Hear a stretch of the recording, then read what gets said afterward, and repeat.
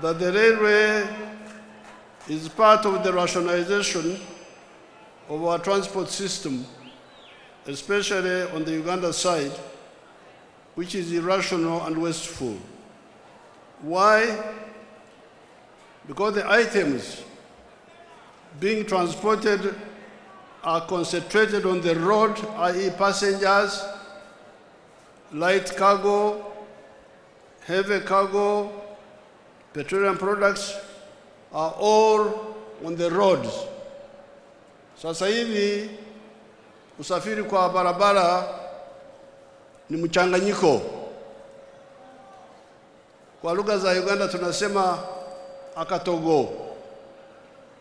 Our plan is to transfer all heavy cargo to the railway. Hii ndio maana ya hii mradi.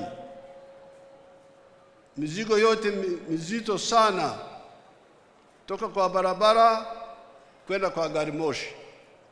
Ndio maana yake. Then transfer all the petroleum products to the pipeline.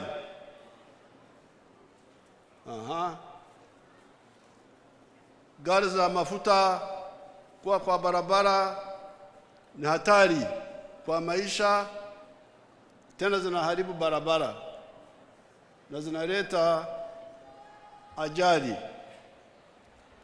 So heavy cargo kwenda kwa gari moshi, mafuta kwenda kwa pipeline. This now leaves the roads for passengers and light cargo. This is the whole plan. But we are also looking at the competitiveness of the economies. Kwa sababu bidhaa tunalima shambani, tunatengeneza viwandani, lazima hivi bidhaa mtu mwingine anunue. Sasa bidhaa zetu zikiwa kwa gari kali vitakosa soko. Hakuna mtu anaweza kununua kitu cha bei ya juu, kumbe mchina anafanya kile kitu kwa bei ya chini. So it is madness to go on with the road transport for cargo for the railway. It is suicide. For Africa to survive, we have to not only produce products of high quality, but also affordable in terms of costs. Bidhaa zetu kutoka viwandani, kutoka shambani, lazima viwe kwenye hali nzuri, lakini vile vile kwenye gharama, kwenye low prices.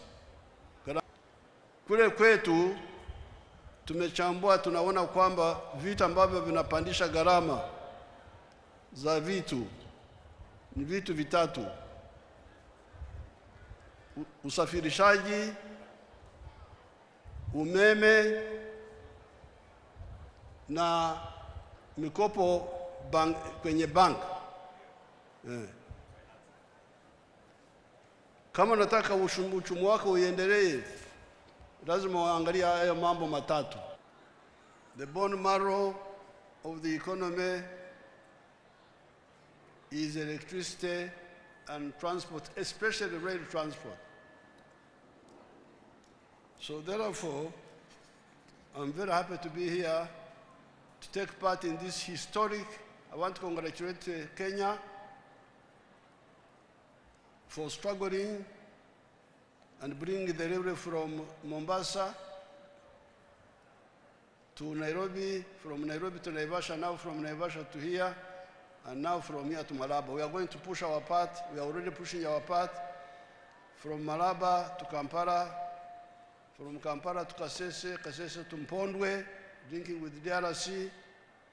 And then we are working on the railway from Tororo to Gulu to Nimule to Juba, and also on the line from Bihanga to Kigali, on the other, a branch. But from the very beginning, the railway did more than move people and goods. It reshaped the geography of our region. Mombasa was reinforced as the gateway of trade.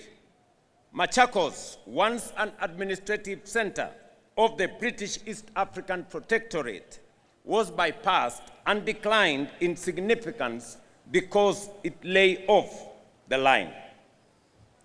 And Nairobi, then a swampy, flood-prone rail depot, established in 1899, rose because it sat on the railway. Nairobi became a logistical hub, then an administrative center, and ultimately the capital of British East Africa. Without the railway, Nairobi, as we know it today, might never have existed. It is a powerful statement of regional integration, partnership, and shared ambition. Ladies and gentlemen, our region faces a clear and urgent challenge. Our economies are not generating sufficient opportunities to match the pace of our rapidly growing populations.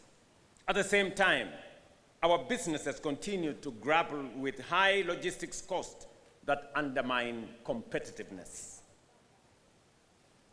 In many cases, transport and related costs account for between 30 and 40% of the final value of goods reach Kampala.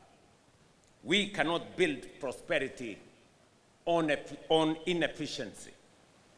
That is why we must invest in modern, efficient transport and connectivity systems, not only as transport, but also as economic hubs. Along this Mombasa-Malaba corridor, we will promote the development of industrial parks, logistics hubs, and commercial centers driven by private sector investment and anchored in regional trade. Right here in Kibos, there will be a special economic zone connected to this SGR. In Busia, there will be another special economic zone connected to this SGR. This is a proven model, one that has delivered rapid transformation by aligning infrastructure with industry, trade, and investment. And we have already seen what this investment can deliver. Over the past 8 years, the SGR has transported more than 15 million passengers and over 45 million tons of freight. It has reduced transport costs, improved efficiency, and contributed significantly to growth of our economy. With this expansion, we expect even greater impact. Your Excellency, you are now the chair of the East African Community.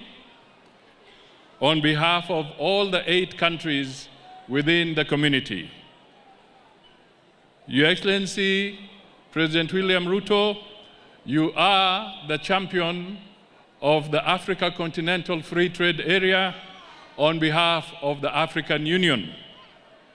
Both of you, Your Excellencies, have a very strong passion for integration, for bringing better coordination and trade and unity and communication within the African states.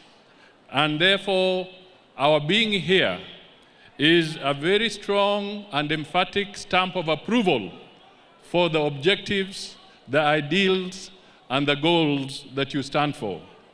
On behalf of those who are here present and those who may not be here, we extend our highest level of appreciation to both of you for leading our 2 nations and leading the people of Africa in this very important Infrastructure Integration Program.